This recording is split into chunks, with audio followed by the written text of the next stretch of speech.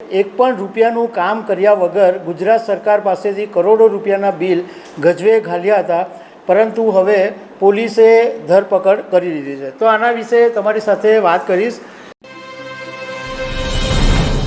નમસ્કાર.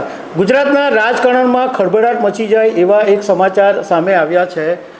ભૂપેન્દ્રભાઈ પટેલની સરકારમાં કૃષિ અને પંચાયત મંત્રી બચુભાઈ ખાબડના પુત્ર બળવંત અને ટીડીઓ દર્શન પટેલની ધરપકડ કરવામાં આવી છે.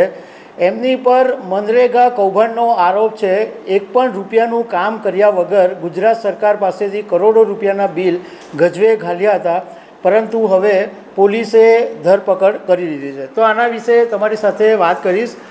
મારું નામ રાજેશ શાહ છે અને તમે જોઈ રહ્યા છો ગુજરાતના સૌથી મોટા ડિજિટલ ન્યૂઝ પ્લેટફોર્મ ખબર છે.com. તમને યાદ હશે કે અમે ખબર છે.com ઉપરથી થોડાક દિવસ પહેલાં આ ગુજરાત સરકારના મંત્રી બચુ ખાબડના પુત્ર, બે પુત્રો છે, એક બળવંત ખાબડ અને એક કિરણ ખાબડ. એમની શ્રીરાજ ટ્રેડર્સ અને શ્રીરાજ કન્સ્ટ્રક્શન નામથી કંપની છે અને દેવગઢ બારિયા અને ધાનપુર તાલુકાની આજુબાજુના વિસ્તારમાં એમની એજન્સીનું કામ છે. અને એમણે મનરેગાની અંદર એક પણ રૂપિયાનું કામ કર્યા વગર સરકાર પાસેથી કરોડો રૂપિયાના બિલ મંજૂર કરી અને રૂપિયા ગજવે ઘાલી દીધા હતા. એમાં સરકારના માણસોની પણ મિલીભગત સામે આવી. હવે આ બાબતે અમે ડેપ્યુટી સુપ્રિન્ટેન્ડન્ટ ઓફ પોલીસ દાહોદના જગદીશસિંહ ભંડારી સાથે વાત કરી હતી.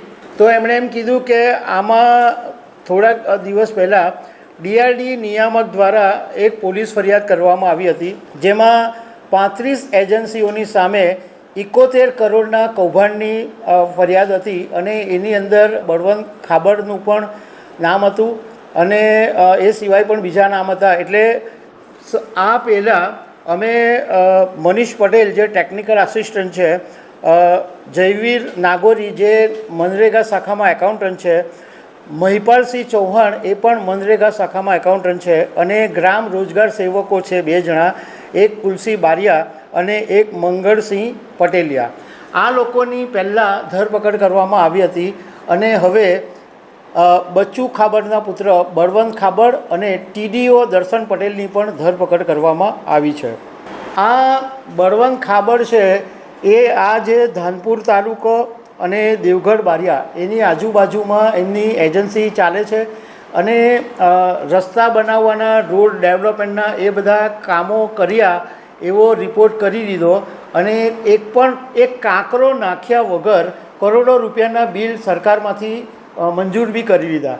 તો આની અંદર આ આખી મિલીભગત હતી એ સામે આવી કે સરકારના જે માણસો છે, એકાઉન્ટન્ટ, ટેકનિકલ, ટીડીઓ, બધાની મિલીભગત હતી અને એટલે આ બધાની હવે ધરપકડ કરવામાં આવી છે.